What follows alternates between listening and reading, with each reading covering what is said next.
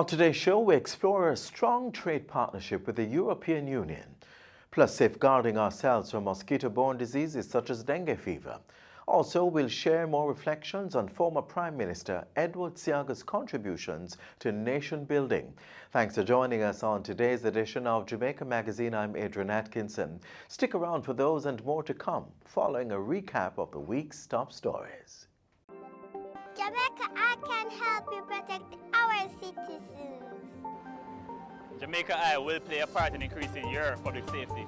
Jamaica Eye is part of an island-wide network of camera surveillance systems designed to increase the safety of you, our citizens. If you have a camera system outside your home or office facing a public space, log on to jamaicaeye.gov.jm today. Jamaica Eye, we're all connected. The Ministry of National Security, creating a safer and prosperous Jamaica. Hi there, I'm Simone Wolfe with your JIS News of the Week.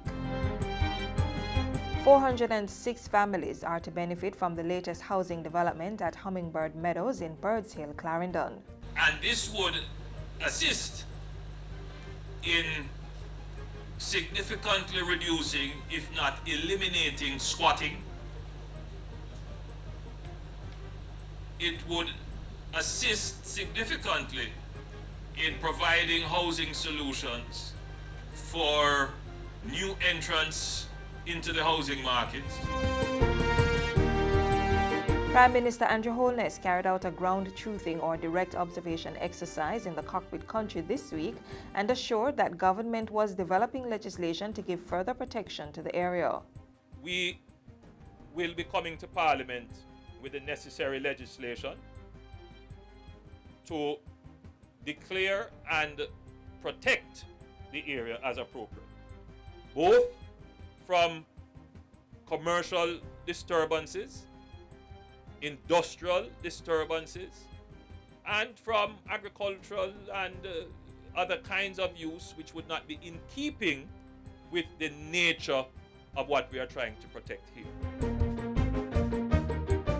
The government and China Harbour Engineering Company CHEC have signed a Memorandum of Understanding for the Greater Infrastructure Development Program. Extensive roadworks are planned for the successor to the Major Infrastructure Development Program. Transport and Mining Minister Robert Montego made his sectoral presentation in Parliament this week and announced that the relocation of families living close to the island's mud lakes will begin this year. We have seen and heard the cries of our people. People who are suffering because of the dust nuisance generated from the mud lakes. Let me apologize to them for the discomfort, but hope is on the way. In the meantime, Minister Montego also revealed that the first of 2 private airline owners will begin operating domestic passenger flights on June 15. Mr. Gardner has just indicated to me that domestic flights in Jamaica are now on his webpage. And as of 2 minutes ago, he flicked the switch. So it was added to his portal because he's now selling domestic flights, and you can start as of the 9th of July here within our airdromes within Jamaica. Scheduled flights. Gentlemen, I want to thank you. These scheduled domestic flights mark a new and historic day in general aviation in Jamaica. Government is reporting over 90% support for the plastic and styrofoam ban just 5 months after the initiative was implemented. We, in this administration, have taken the bold step, and thankfully, the citizenry has supported it. I don't know of any other policy that could be deemed as controversial that has gotten a 90-odd% support. Not by the government's own data, but by independent pollsters. So it means as a people, we are realizing and seeing the damage that is being done to the environment by these bottles and improper disposal. Minister of National Security Dr. Horace Chang says a protocol must be established at hospitals across the island to ensure that police officers who are injured on duty are given priority attention. I indicated to the minister if there is need for medical equipment, pins, plates, etc., it should be allowed to move as quickly as possible. If we have to pay the bill, it must be sent to the ministry and we sort out the health insurance package. And finally, the body of the late former Prime Minister, the Most Honorable Edward C Agha, arrived on home soil last Sunday, accompanied by his family and greeted by a delegation led by Prime Minister Andrew Holness. On Tuesday, government announced a 4-day period of mourning from June 19 to 22 and almost 1 month of activities to celebrate the life of Mr. C Agha, leading up to his state funeral on June 23. His body will lie in state at several locations across the island.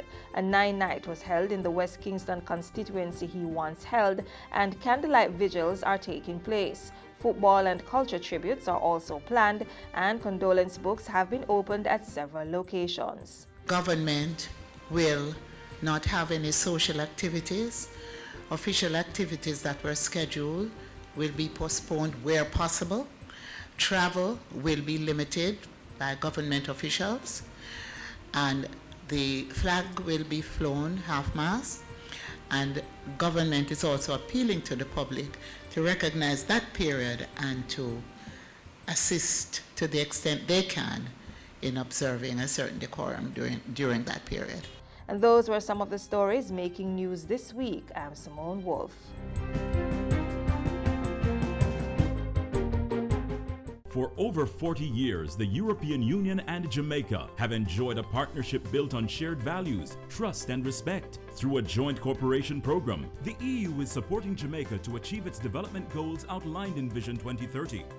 Key areas of support include justice, financial reform, poverty reduction, health, human rights and democracy, environmental protection and agriculture. Jamaica and the European Union, promoting sustainable development and creating opportunities for all Jamaicans. The Cotonou Agreement is an economic and trade arrangement which also supports development and political cooperation between Jamaica and the European Union. It's a 20-year partnership set to end in 2020, and we'll explore how it has worked and successor plans for the future in this next feature.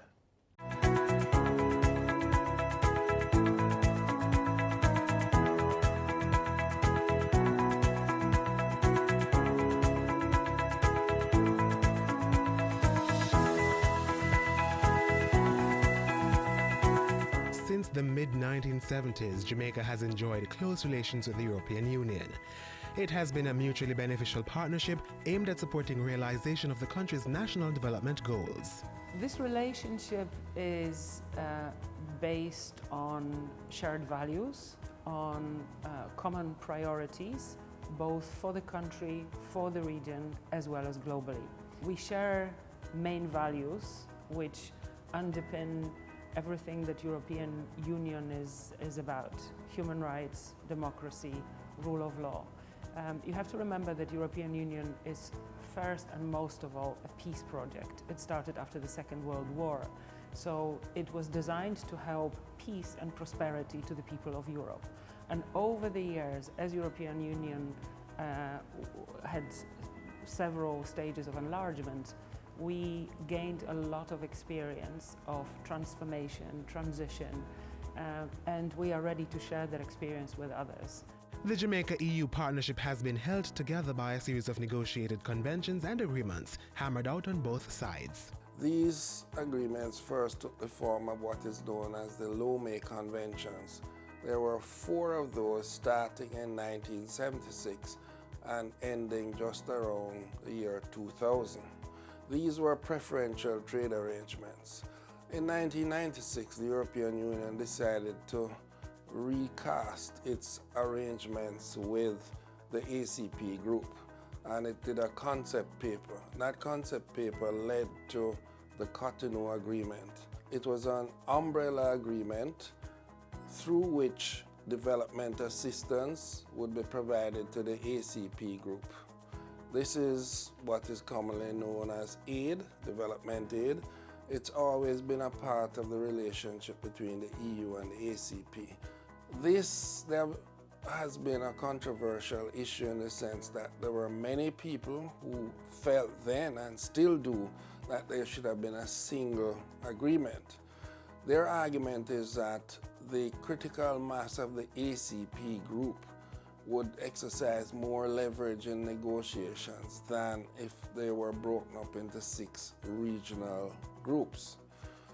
On the other hand, it is argued by others that the regional economic partnership agreements were good because they could take account of the specificity of each sub-region within the 78 ACP countries. Well, the current agreement, the Cotonou Agreement, which defines the legal basis of our political partnership and our cooperation, expires in 2020. Jamaica has already played a huge role in the preparations for these negotiations. What was actually important was that we launched formal negotiations by August of 2018. That was a point in time that Jamaica held the presidency of the ACP Council of Ministers. So we played an important role in ensuring not only that the ACP mandate was agreed, but that we were able to agree with the EU to launch our formal negotiations in accordance with the agreement. That was a major threshold in order to ensure the success of the next stage. And that next stage is the negotiations which are underway. So it will be very crucial that the Caribbean countries are very clear what it is that the region wants out of this agreement, and it will be basis for cooperation beyond 2020. What has changed in the relationship in recent years is that the EU itself has expanded, and it has brought in a number of new members who are not familiar with the Caribbean. They may not be particularly interested, they don't have any history with us, no vital economic or trade links. And on our side, we have limited resources. We just can't be everywhere.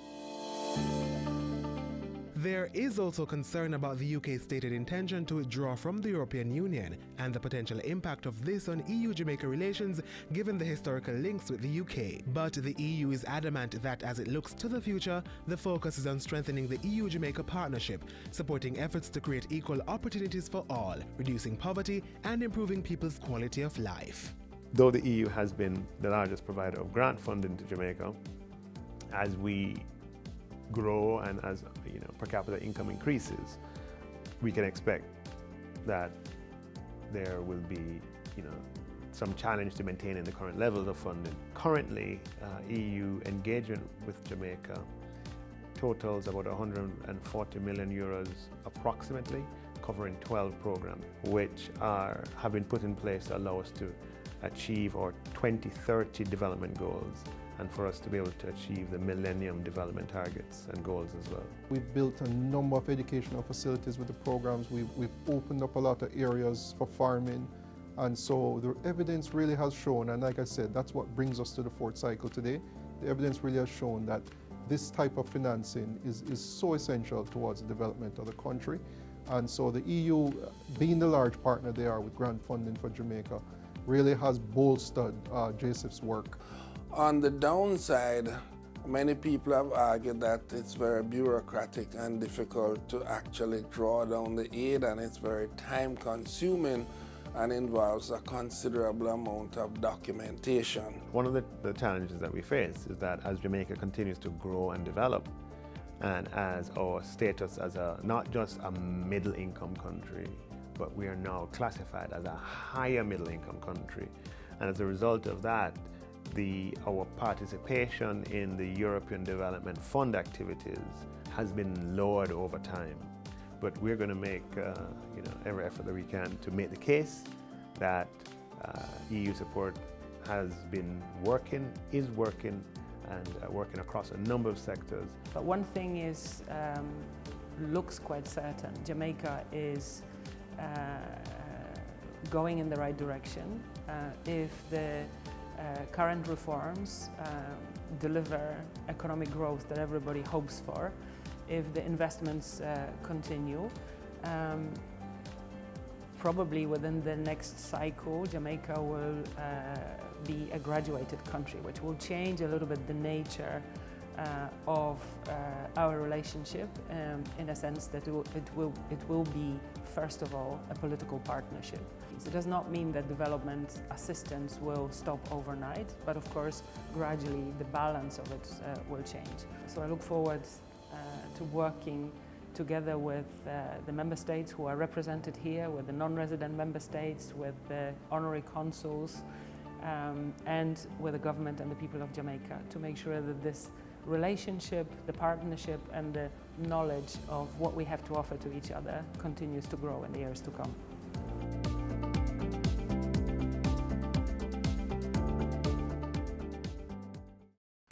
Mosquitoes will breed in containers that hold water. Tightly cover water storage containers such as drums, buckets and tanks, or cover the water surface with cooking oil. Punch holes in all tins, plastic containers and boxes to prevent the collection of water before disposal. Cover old tires or fill with dirt. Scrub all vases once per week to remove mosquito eggs and dispose of garbage by placing in plastic bags. Do your part to prevent mosquito breeding. A message from the Ministry of Health. We're still in a period known to be one of two rainy seasons of the year, and so the threat of mosquito-borne diseases such as dengue fever cannot be ignored. Here's what you must know and do to eliminate the risks.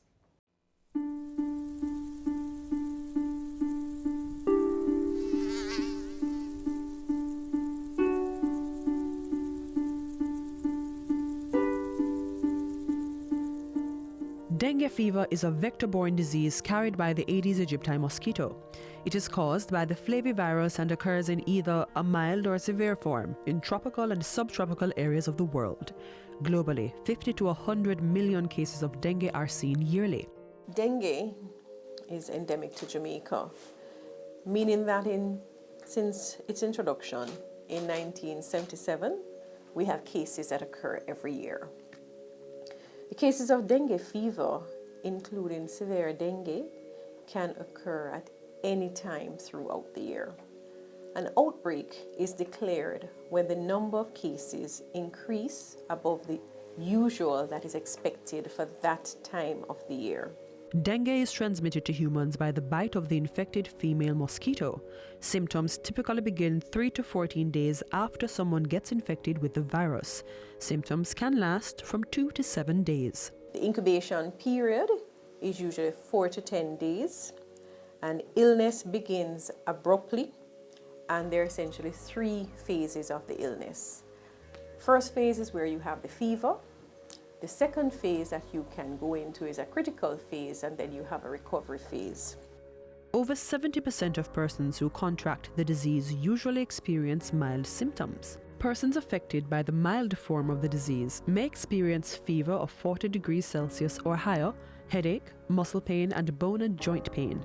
Some people may also experience nausea, pain behind the eyes, swollen glands, vomiting, sore throat, rash, and diarrhea. So you can see that it's a range of symptoms that can present, and therefore, when you initially present with dengue, it may be seen as different illnesses. It may be seen as gastroenteritis, it may be seen as an upper respiratory tract infection, or it can be seen as dengue fever.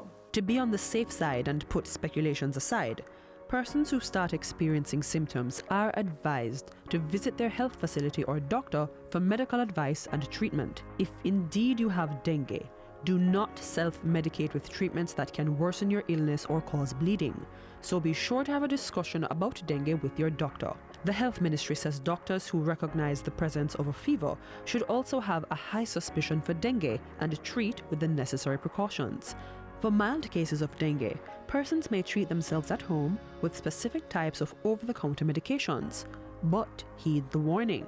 Fever and pain to the joints, pain to the muscles, must be treated with only medications that have cetamol, paracetamol, and Panadol.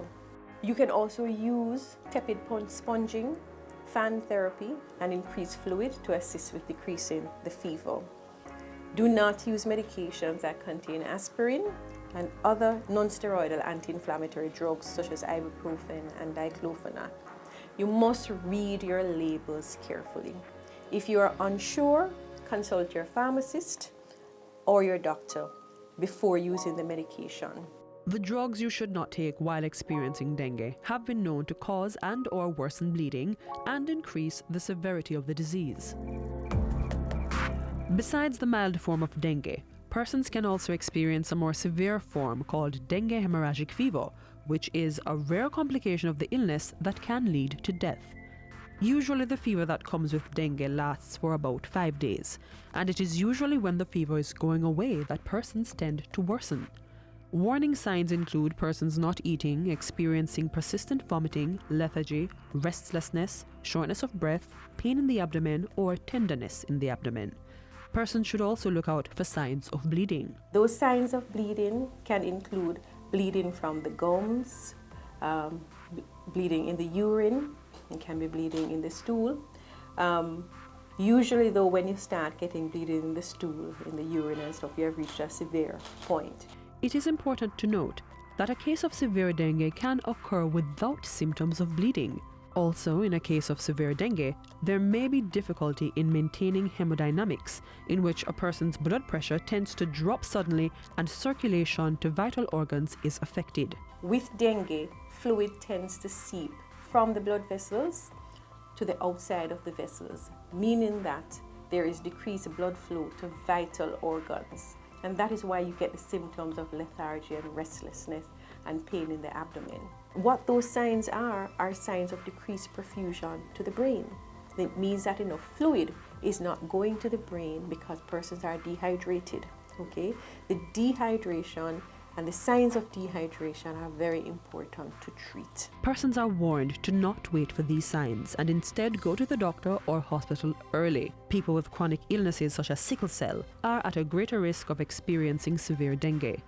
These individuals must use precaution when taking their medications. If you have a chronic illness that you may be taking medications for and you think that there may be some interference with dengue, you must speak to your doctor to decide whether or not you should continue to take these medications. In order to effectively combat and limit the spread of dengue and other mosquito-transmitted illnesses, persons must eliminate mosquito breeding sites in their surroundings. Breeding sites include old tires, laundry tanks, dish drainers, covered tanks or cisterns, drums and barrels, discarded buckets and containers. Other sources are pet dishes, construction blocks, bottles, discarded tin cans, tree holes and bamboo, bottle pieces on top of walls, old shoes and flower pots. Mosquitoes can also breed in discarded toys, roof guttering, bromeliad plants, garden containers and tools, brick holes and unmaintained wading or swimming pools. Where water is stored for use, the containers must be properly covered and sealed against mosquito entry. The use of mosquito repellents containing DEET and long-sleeved clothing are also recommended for personal protection.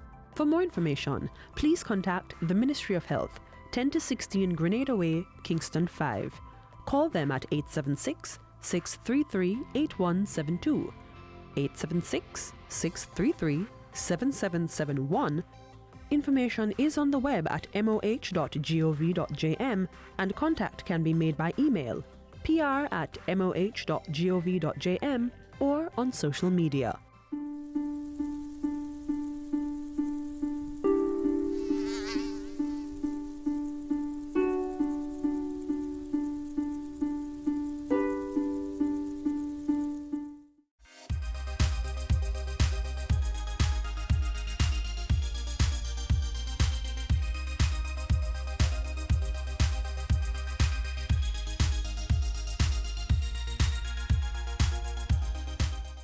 We continue to remember the many things this country owes to the foresight of former Prime Minister C Agha. Up next, we take a moment with the legend to reflect on his influence on cultural preservation and specifically music.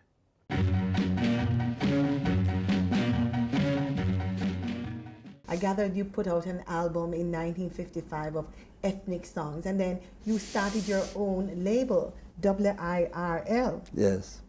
A label that was successful. It put out in 1959 a song by the duo of Joe Higgs and Roy Wilson, Manio, which sold a whopping 30,000 copies, I'm told. I'm not too sure about the number and how that compared, but the people tell me that. I wanted you to listen to the song and tell me the memories that it brings back for you.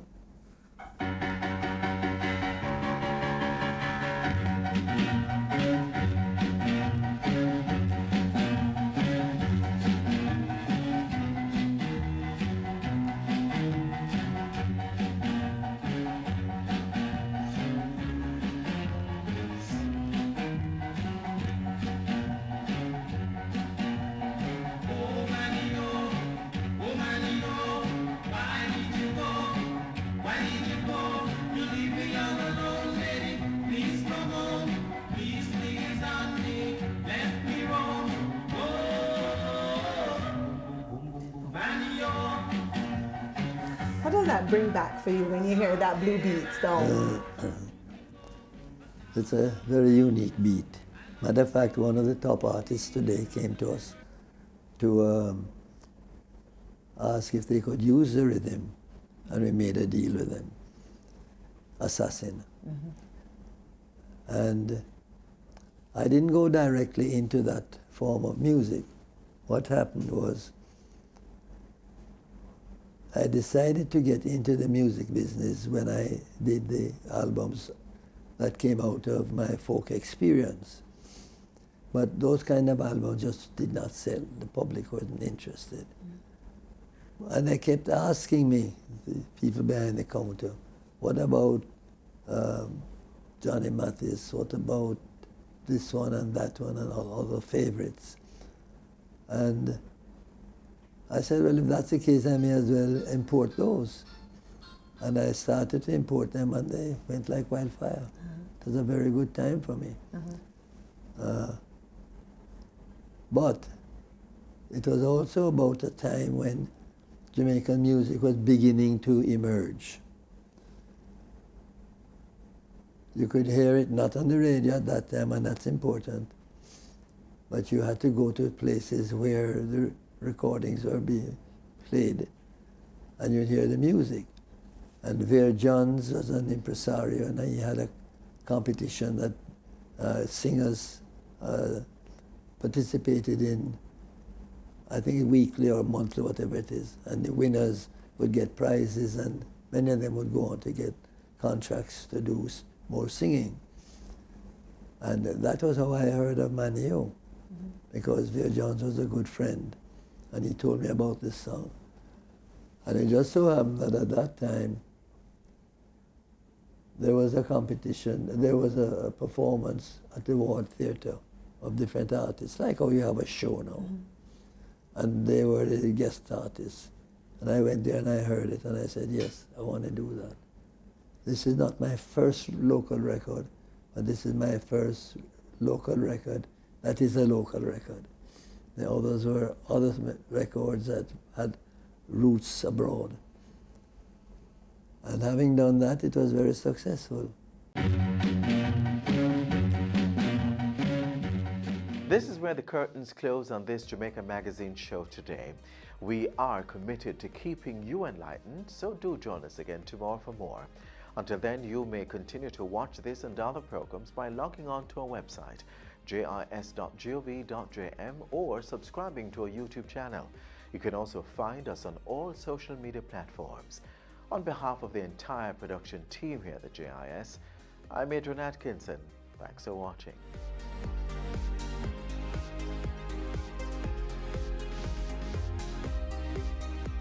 This has been a production of the Jamaica Information Service, the voice of Jamaica.